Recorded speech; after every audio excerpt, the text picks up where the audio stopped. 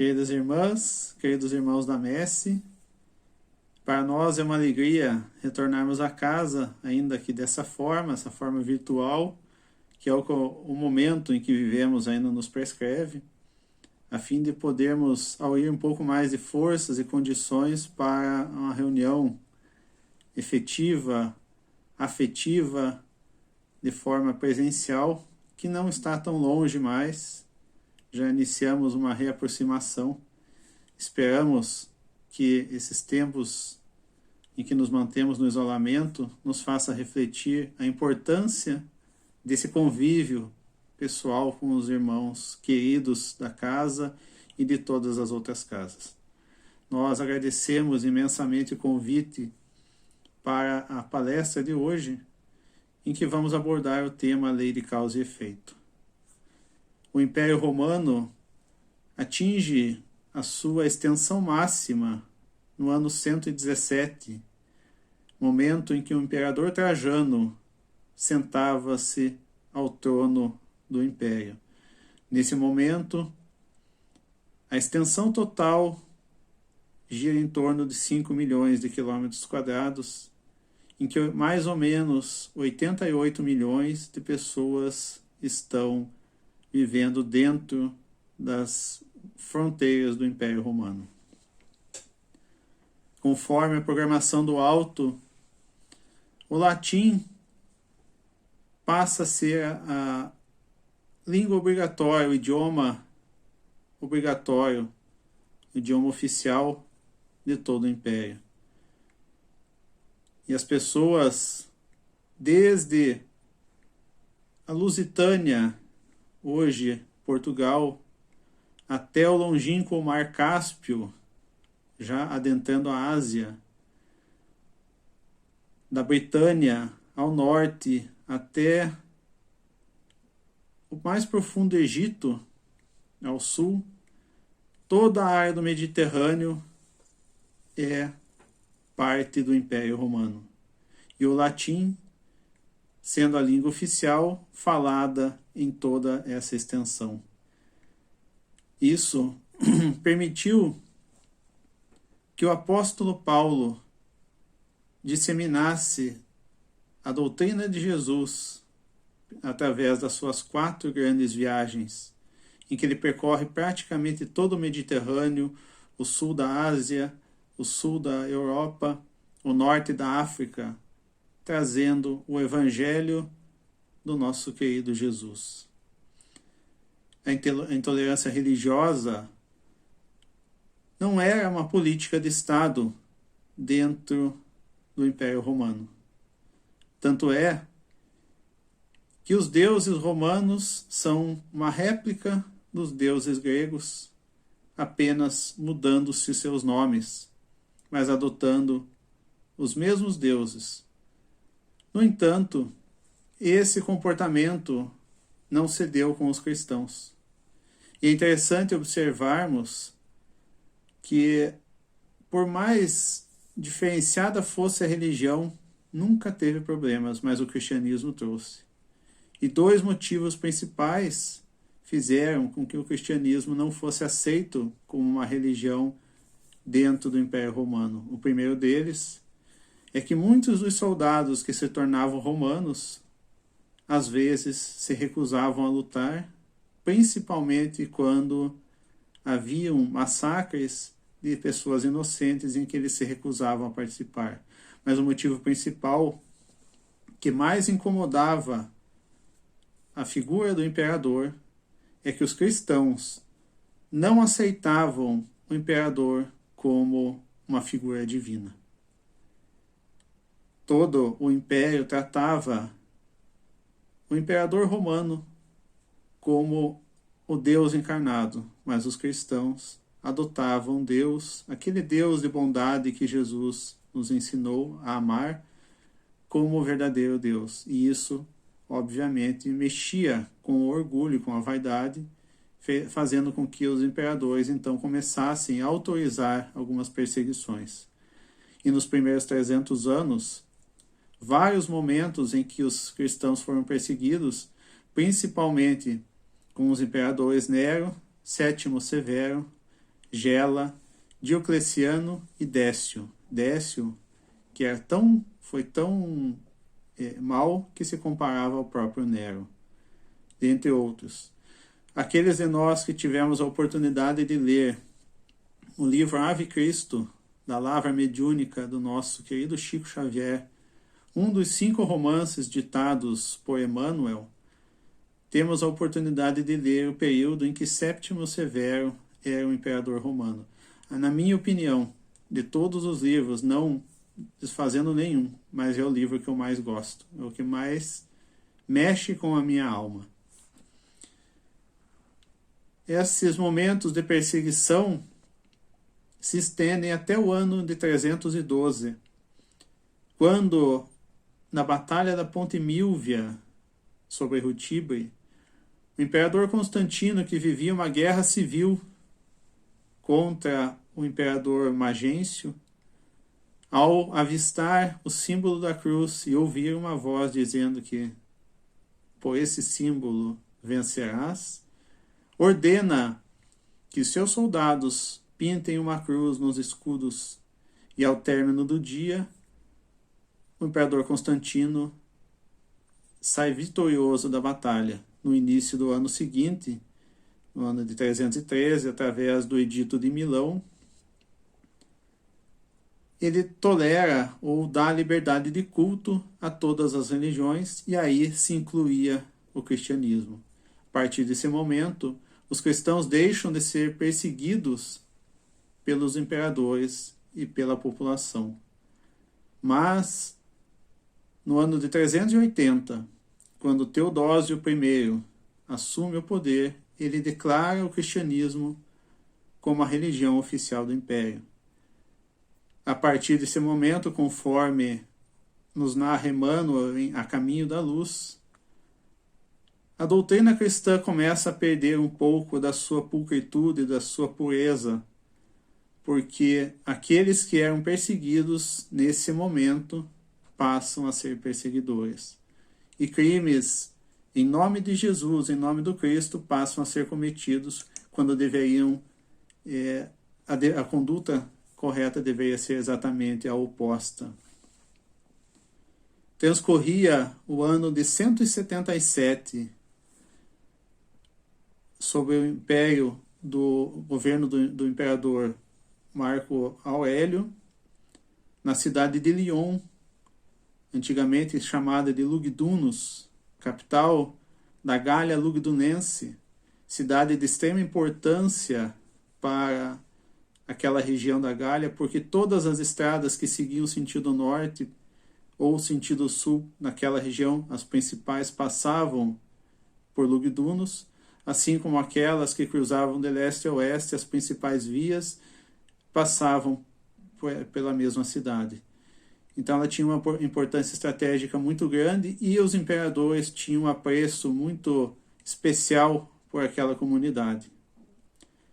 Conforme nós lemos em Cartas e Crônicas do Irmão X, a mensagem número 6, que tem como título A Tragédia do Circo, ele nos narra que naquela região transcorria o ano de 177 depois de Cristo, época em que o imperador Marco Aurélio governava o império. É uma época que não foi marcada por grandes perseguições, no entanto, o imperador Marco Aurélio permitia que elas ocorressem em determinados pontos, em determinados momentos do seu reinado. A história que nós vamos contar a seguir está no livro Cartas e Crônicas do Irmão X e tem como título A Tragédia do Circo. Narra Humberto de Campos, o nosso Irmão X, que nesse ano, em 177, em determinado momento, a população de Lugdunus, a capital da Gália Lugdunense, a cidade de Lyon, que para nós espíritas tem um significado especial porque foi a cidade onde nasceu o codificador. Aquela época era uma das cidades mais importantes da região. As principais vias que seguiam sentido norte e sentido sul cruzavam pela cidade, assim como as principais, que seguiam do leste para o oeste, também passavam pela região, o que dava uma importância estratégica muito grande àquele ponto. E os imperadores tinham um apreço especial por aquela cidade e pela sua população. Nesse ano, a população reuniu-se no concílio, que era uma espécie de reunião em que a população decidia algumas coisas importantes, algumas decisões importantes da cidade eram decididas nesse concílio. Ocorre que nessa época vinha para a cidade um representante do imperador de nome Lúcio Galo. Era uma figura extremamente importante dentro do império, e os habitantes de Lugdunum gostariam de homenageá-lo com algumas atividades diferenciadas, especiais, que fugisse um pouco aquilo que ele estava acostumado em Roma. Lúcio Galo havia defendido o imperador contra um golpe de Estado promovido por um general. Então, ele tinha toda a proteção e o apreço desse imperador. A população pensava em várias formas de entreter esse enviado do império de modo a agradá-lo. E não muito longe do começo da reunião já começavam a falar morte aos cristãos, morte aos cristãos, de forma que imaginava-se alguma coisa que pudesse ser diferente daquilo que ele estava acostumado a ver em Roma, mas que pudessem ao mesmo tempo acabar com os cristãos, que tanto o incomodavam. Até que um grupo decide por uma estratégia diferenciada. Numa vasta área de campo, eles cobrem toda a campina com piche, cercam aquela região com uma cerca de espinhos e de lanças apontadas para dentro, e ao início do espetáculo, entre aspas, com a multidão em delírio, 1000 cristãos são colocados dentro daquela arena. Logo em seguida, cavalos velhos que seriam sacrificados são jogados para dentro também. E tão logo aquela arena estava cheia, alguém ateia fogo, e o fogo começa a dominar pela resina de piche que tinha no chão, também queimando as lanças que estavam apontadas para dentro, causando um caos, um tumulto, em que aqueles cavalos, agindo pelo instinto, atropelam, matam, lançam as pessoas contra as lanças, e ao final daquele espetáculo grotesco, haviam 1000 cristãos aproximadamente mortos, e os cavalos, aos gritos de delírio daquela multidão que acompanhava em festa. Ocorre que as leis divinas aguardam um momento exato para aqueles que foram os causadores pudessem resgatar. Então, numa tarde muito quente, no dia 17 de dezembro de 1961, aproximadamente 3.000 pessoas lotavam o Gran Circo norte-americano na cidade do Niterói, no Rio de Janeiro. Iniciava-se o espetáculo do acrobata, que faria um salto triplo, passando por sobre a multidão que aplaudia e vibrava. Nesse momento, um incêndio começa a tomar conta da lona. Era uma lona nova e que se estreava naquele exato dia. Era a alegria, a coqueluche do circo era aquela lona nova, só que era um material altamente inflamável. E tão logo o incêndio começou, e depois identificou-se que foi um incêndio criminoso, rapidamente toda a estrutura da tenda estava em chamas. E aquelas pessoas lá dentro corriam, pisoteando-se, chocando-se umas contra as outras, buscando uma saída. E a parafina da lona caindo, queimando as pessoas, até que a elefante do circo, de nome Sema, ao assustar-se, sai correndo, abre um caminho por sobre a população, pisoteando algumas, mas abrindo caminho na lona, o que permitiu que muitas pessoas fossem salvas. Ao término dessa tragédia, mais de 500 pessoas haviam perdido a vida queimadas e asfixiadas pelo incêndio. Mais de 800 pessoas feridas encaminhadas aos hospitais, causando uma comoção por todo o mundo. Estados Unidos, Argentina e países da Europa enviam medicamentos, ataduras e médicos para auxiliar aquelas vítimas dessa tragédia que tomou conta de todo o noticiário mundial. O Brasil, então, e o mundo se chocam com essa tragédia. A justiça divina, através da reencarnação, reaproxima aqueles responsáveis pelos episódios sombrios da antiga Lugdunus para essa dolorosa expiação. Naquele momento em que aqueles espíritos tinham condições de aprender com aquela tragédia. Porque Deus simplesmente não nos castiga pelas nossas faltas. Ele permite que nós tenhamos no melhor momento possível do aprendizado esse retorno das nossas más ações. Então nós adentramos em O Livro dos Espíritos na pergunta 171, em que Kardec questiona as entidades venerandas, em que se funda o dogma da reencarnação, em que eles respondem na justiça de Deus e na revelação, pois incessantemente repetimos, o bom Pai deixa sempre aberta a seus filhos uma porta para o arrependimento. E a resposta continua um pouco mais para frente.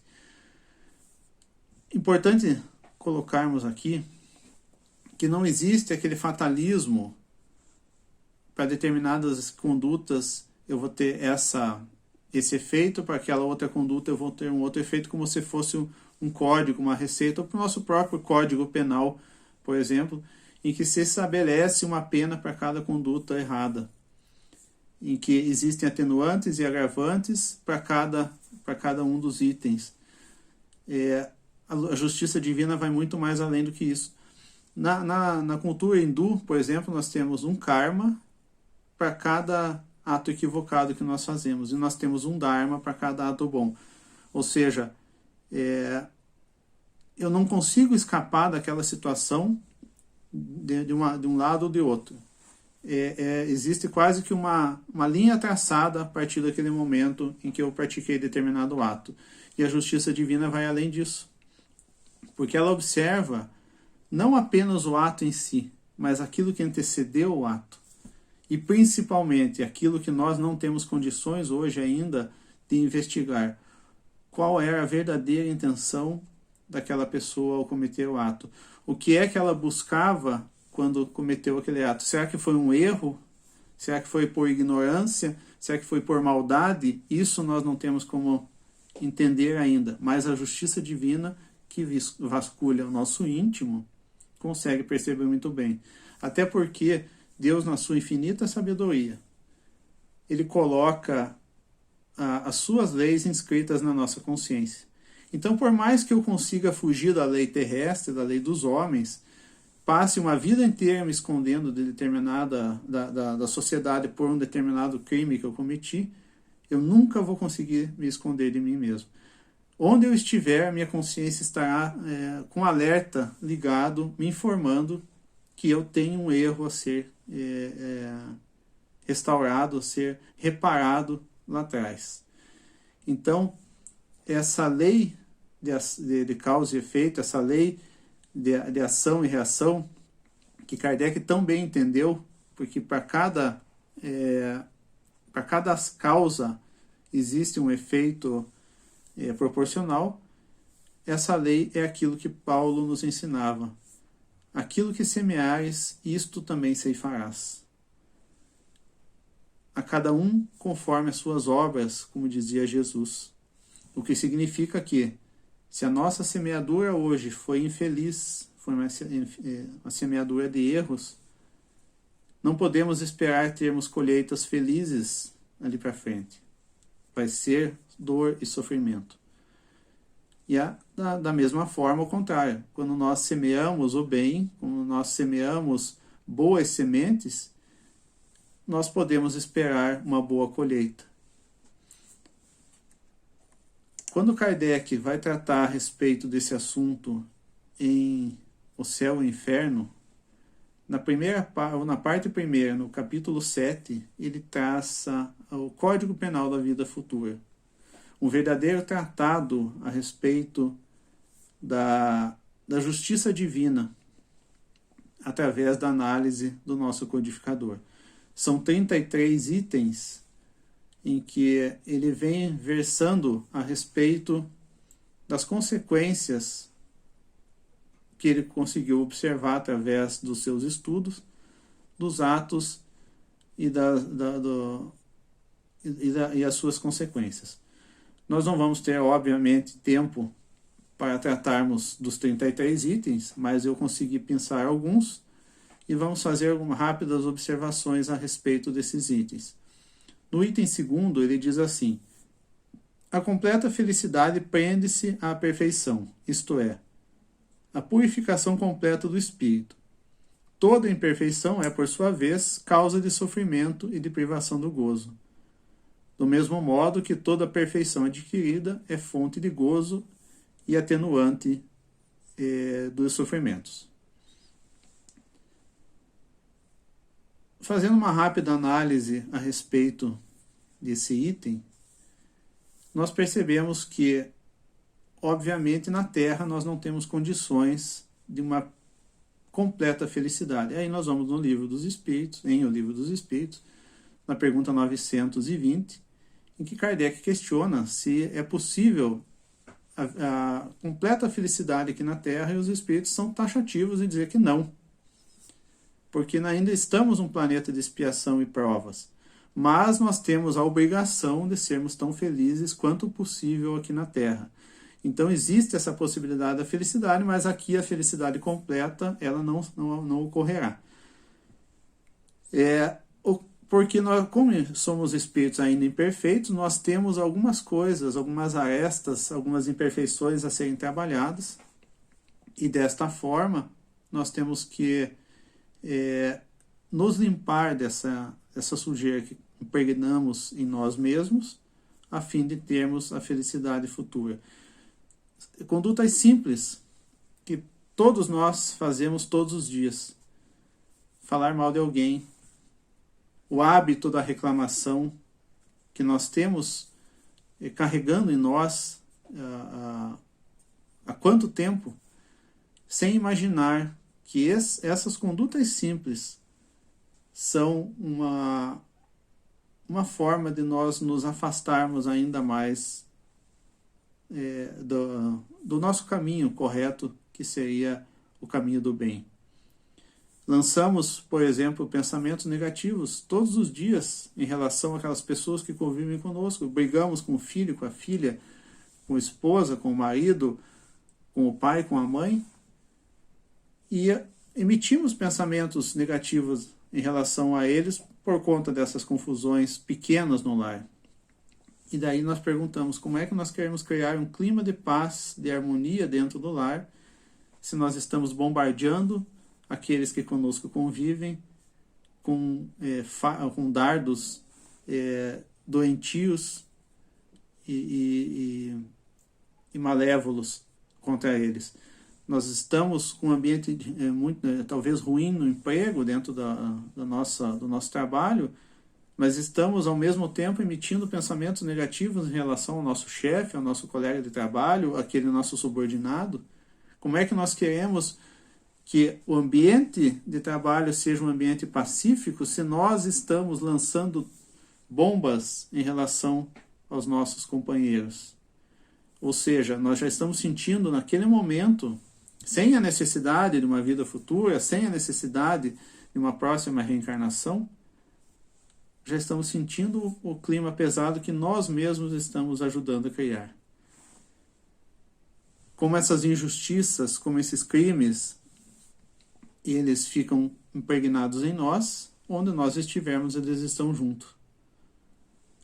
O item número 9, ele diz assim: toda falta cometida, todo mal realizado é uma dívida contraída que deverá ser paga. Se não o for uma existência, sê-lo-á na seguinte ou seguintes, porque todas as existências são solidárias entre si, ou seja, todas elas estão interligadas. Aquele que se quita numa existência não terá necessidade de pagar por segunda vez. Todos os atos errados, todos os crimes que cometemos ficam gravados em nosso perispírito, como se fossem manchas, como se fossem marcas que impregnam o nosso perispírito, que é o nosso corpo sensível, que carrega todas as nossas vibrações. E mais cedo ou mais tarde, essas manchas vão nos induzir a um nascimento, um renascimento, sob a injunção do resgate. Então, para que um ato equivocado desapareça, é necessário que um ato bom o substitua. Para que uma mancha que eu impregnei, que eu gravei no meu perispírito saia, eu preciso colocar alguma coisa no seu lugar. E uma mancha escura, uma mancha ruim, tem que ser substituída por alguma coisa mais pura, alguma coisa boa. Essa complementação é extremamente necessária. No item número 11, Kardec diz assim: a expiação varia segundo a natureza e a gravidade da falta, podendo, portanto, a mesma falta determinar expiações diversas, conforme as circunstâncias atenuantes ou agravantes em que for cometida. É aquilo que eu já havia conversado antes. Se é nosso Código Penal, que ainda é imperfeito, que é um código dos homens, baseado nas paixões momentâneas, baseado nos fatos que estão recentemente acontecendo, nós conseguimos colocar situações atenuantes e agravantes, quem me dera a lei divina, que vai, obviamente, graduar as nossas faltas conforme essas circunstâncias completas e a nossa própria vivência passada e aquilo que nós fizemos na sequência, que muitas vezes o nosso Código Penal acaba sendo omisso nessas situações. No item 16, diz assim: o arrependimento, conquanto seja o primeiro passo para a regeneração, não basta por si só. São precisas a expiação e a reparação. O arrependimento, expiação e reparação constituem, portanto, as três condições necessárias para apagar os traços de uma falta e suas consequências. O arrependimento suaviza os traços da expiação, abrindo pela esperança o caminho da reabilitação. Só a reparação, contudo, pode anular o fato, destruindo-lhe a causa. Do contrário, o perdão seria uma graça e não uma anulação. Como eu havia comentado antes, essa mancha em que eu criei no meu perispírito, a partir do momento em que eu errei, ela precisa de 3 etapas para que seja retirada. Primeiro, o arrependimento. E não basta dizer, estou arrependido. O arrependimento tem que ser real, tem que ser lá no íntimo. Eu tenho que fazer o que sai de dentro de mim esse arrependimento. E aí nós vamos fazer uma diferenciação entre arrependimento e remorso. O arrependimento é ativo. Eu me arrependo com o objetivo principal de reparar. O remorso, eu fico me colocando numa condição de vítima e fazendo com que aquela situação entre num loop, que ele vai e volta sempre para o mesmo, passando pelo mesmo ponto, girando em torno daquele ponto, sem que se produza nada de bom para que saia daquela condição. Em geral, nós acabamos nos colocando, inclusive, na condição de vítima. Eu fiz isso porque fui agredido, eu fiz isso porque aquela pessoa me traiu, eu fiz isso porque sofri algumas coisas anteriores. E eu busco sempre me colocando naquela situação de culpa, mas de vítima ao mesmo tempo. O arrependimento não, o arrependimento é ativo. Eu me arrependi, eu não desejo mais fazer aquilo. Eu entendi que aquela minha conduta foi equivocada, que foi errada, e agora eu não faço mais. Só que o arrependimento, única e exclusivamente, ele não repara aquela situação, ele não volta aquela situação a um ponto inicial como estava antes. Eu passo então pela expiação, que muitas vezes a expiação não precisa ser passar pela mesma situação daquilo. O próprio sofrimento que eu passo na busca de tentar reparar, muitas vezes já serve como uma expiação. Não sempre, mas algumas vezes. Mas também eu passar por aquela dor, passar por aquela traição, passar por aquela situação ruim, não vai fazer com que aquele mal seja extinto. Somente a reparação. O que é a reparação? É eu devolver aquela ação negativa com uma ação positiva. Ah, mas a pessoa a quem eu ofendi não quer nem falar comigo. Não me deixa chegar perto para que eu possa demonstrar esse meu arrependimento, para que eu possa reparar o erro. Eu faço isso com outra pessoa. Mas aquela pessoa morreu já ficou para trás, não tenho mais como reparar. Foi embora, foi para um outro país, foi para uma outra cidade, eu não consigo mais me aproximar dela. Eu faço com outra pessoa. Eu busco fazer o bem para outra pessoa. Numa oportunidade parecida, numa oportunidade talvez semelhante, eu haja com essa outra pessoa de forma diversa daquela que causei a dor a outra pessoa. Eu busco através do amor, e aí nós vamos voltar para o apóstolo, que cobre a multidão dos pecados. Eu busco através desse amor a reparação em outras pessoas. Eu ofendi uma criança, permiti um aborto, incentivei um aborto, expulsei a criança de casa, e hoje eu não tenho mais condição de reparar nela, mas eu posso, através da ação com outras crianças, adotar uma criança, tratar uma criança, ajudar na escolaridade de uma criança a reparar aquele erro que eu cometi com aquela outra. Aí sim, aquela mancha que está impregnada no meu perispírito será retirada. Aí sim nós vamos entender por que ele fala que o perdão não é uma graça, mas passa a ser uma anulação, porque eu anulei aquele mal quando eu pratiquei o bem. Não é uma graça assim, ganhei aquele bem, ganhei aquele perdão, porque me arrependi.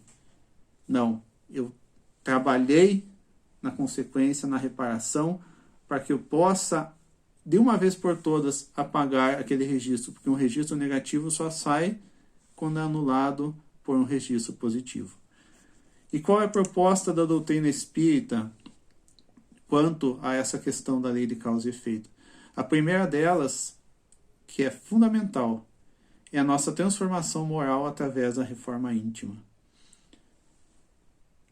Entender a urgência que nós temos de nos melhorarmos, de deixarmos aquele homem velho para trás, para que o homem novo possa renascer em nós e nos conduzir por uma estrada diferente daquela que nós estamos acostumados. E como nós fazemos isso?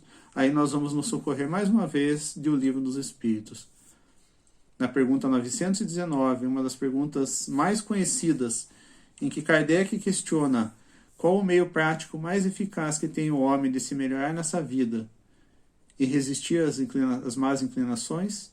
E os espíritos respondem: um sábio da antiguidade vô-lo disse: conhece-te a ti mesmo. Referindo-se a Sócrates, que sempre repetia, porque ele entendia como ninguém, uma frase que ele leu no templo de Delfos, que essa frase não era dele. No entanto, Kardec não se contenta com essa resposta. Ele diz assim: conhecemos a profundidade dessa máxima, mas nós gostaríamos de um meio prático, de alguma coisa que fosse não apenas filosofia, mas alguma coisa que nós pudéssemos colocar no dia a dia. E aí vem aquela resposta maravilhosa de Santo Agostinho, que nos ensina a fazer como ele fazia. Todo final do dia fazia uma reflexão a respeito de tudo aquilo que aconteceu durante o seu dia. Aquilo que de ruim que ele fez, as pessoas que ele teve a oportunidade de magoar, os atos equivocados que ele havia cometido, para que ele não repetisse aquilo no dia seguinte e, se possível, reparar ainda com aquela pessoa o mal que ele fez. E também aqueles atos bons, aquilo de que ele havia acertado, para que no dia seguinte ele pudesse repetir. Esse conhecer a nós, nos conhecer. Porque como é que eu vou trabalhar, saber o que eu preciso melhorar em mim se eu não me conheço? Muitas vezes nós conhecemos muito mais o outro do que nós mesmos. Eu sei, né, que o outro erra, não gosto que ele faça isso, eu já prevejo o que ele vai fazer, mas eu não consigo entender a mim mesmo. Eu não consigo reconhecer em mim essa situação de erro. Então, esse conhecer a nós mesmos. E aí nós nos auto-iluminamos. Nós trazemos aquele Deus interno, ou aquilo que Jesus nos ensinava. Vós sois deuses, tudo que posso, vós também podeis, e muito mais.